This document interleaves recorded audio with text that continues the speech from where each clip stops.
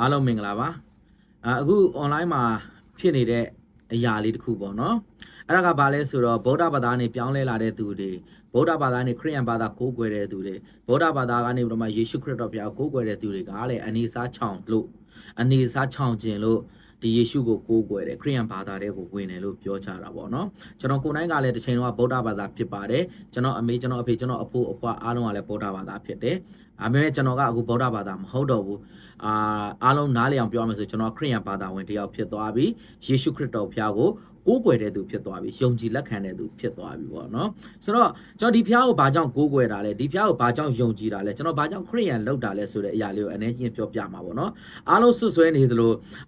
ဘာသာတစ်ခုကိုအနေစားချောင်ဖို့အတွက်တော့ကျွန်တော်တို့တွေမပြောင်းကြပါဘူးအနေစားချောင်ဖို့အတွက်ကျွန်တော်ဘယ်ဘာသာမှာပဲနေပါထမင်းစားရတယ်အလုပ်ရတယ်အလုပ်ရှိကြတယ်ဒါကလူတိုင်းညင်းလို့မရတဲ့အရာဖြစ်တယ်အခုဗုဒ္ဓဘာသာပဲကြီးမွတ်စလင်ပဲကြီးဟိန္ဒူပဲကြီးခရစ်ယာန်ပဲကြီးအားလုံးသူ့အလုံးနဲ့သူ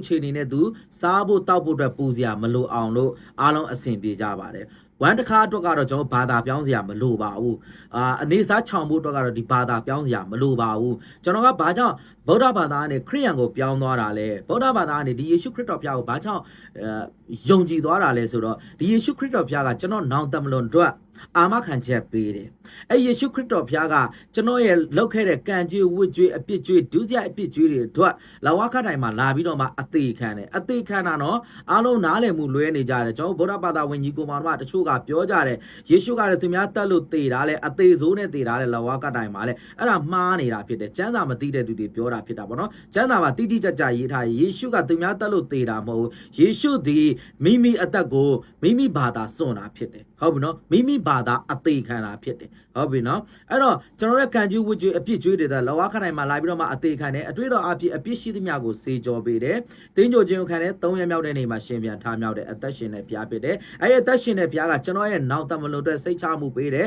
ကျွန်တော်ရဲ့ကံကြွေးဝတ်ကြွေးအပြစ်ကြွေးတွေသူပေးဆက်ပေးတယ်ကျွန်တော်ကိုငရဲကနေကဲတယ်ဆိုတာကိုကျွန်တော်ယုံကြည်တယ်ယုံကြည်သောကြောင့်ဒီဘုရားကိုကိုးကွယ်တာဖြစ်တယ်အဲ့လိုရင်မင်းဗုဒ္ဓဘာသာမှာနေတော့ရောမင်းငရဲကနေမလွတ်နိုင်ဘူးလားမေးလို့ရှိလို့ရှိရင်တော့ကျွန်တော်ဘလို့ဖြေမလဲဗုဒ္ဓဘာသာအရင်ကောင်းတယ်ဒါပေမဲ့ငရဲကနေမလွတ်နိုင်ဘူးကျွန်တော်အတွက်မလွတ်နိုင်ဘူးဘာကြောင့်ငရဲကနေမလွတ်နိုင်တာဆိုကျွန်တော်မကျင့်နိုင်ဘူးကျွန်တော်မလုံနိုင်ဘူးကျွန်တော်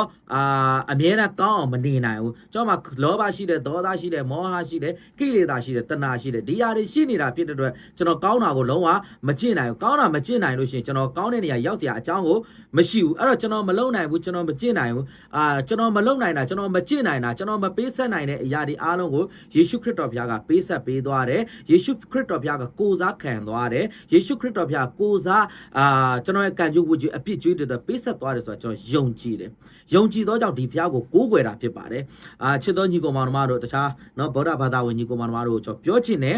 ကျွန်တော်တို့ကဗုဒ္ဓဘာသာနဲ့ခရစ်ယာန်ကိုပြောင်းတယ်ဗုဒ္ဓဘာသာနဲ့ယေရှုခရစ်တော်ဘုရားကိုကိုးကွယ်တယ်ဆိုတာကအနေချားချောင်လို့မဟုတ်ဘူးဖြစ်တယ်ဘာကြောင့်ဒီဘုရားကိုကိုးကွယ်တာလဲဆိုတော့နောင်တမန်တော်တို့အာမခံချက်ပေးတယ်တေပြီးကျွန်တော်အပြစ်စီရင်ခြင်းခံစရာမလိုဘူးတေပြီးကျွန်တော်ငရဲသွားစရာမလိုဘူးကျွန်တော်တို့လုပ်ခဲ့တဲ့အပြစ်ကြွေးတွေအားလုံးတွေသူသိခံပေးပြီးွားပြီအတွေ့တော်အဖြစ်အပြစ်ရှိသမျှကိုစေကြောပေးပြီးွားကျွန်တော်ကအဲ့ဒါကိုယုံတယ်ယုံတာဖြစ်တဲ့အတွက်ဒီဘုရားကိုကိုးကွယ်တာဖြစ်တယ်ခရစ်ယာန်စားဖြစ်တဲ့အခါမှာဒီကအခု online မှာပြောနေသလိုအနေစားချောင်းနေဆိုတော့လုံးဝ100%တော့အမှားကြီးဖြစ်တယ်ကျွန်တော်ဖြတ်တန်းလာခဲ့တဲ့အခြေအနေကျွန်တော်ကောင်းကောင်းသိတယ်ယေရှုကိုစယုံတဲ့အခါမှာပတ်ဝန်းကျင်အား၎င်းမိသားစုကတော့၎င်းကျွန်တော်တို့ကိုပြစ်ပယ်ကြတယ်အမျိုးမျိုးဝေဖန်ကြတယ်အမျိုးမျိုးတိုက်ခိုက်ကြတယ်ကူညီနေတဲ့လူတွေတောင်မှမကူညီတော့ဘဲနဲ့မှလက်ရှောင်သွားတာတွေရှိတယ်ကျွန်တော်ဒုက္ခအရင်ရောက်ခဲ့တယ်ဒီယေရှုခရစ်တော်ပြောင်းစယုံတဲ့အခါမှာသူများပြောလို့ဒေါ်လာလည်းမရဘူးပတ်စံလည်းမရဘူးလာစားလည်းမရဘူးစံလည်းမရဘူးစီလည်းမရဘူးနေစရာလည်းမရဘူး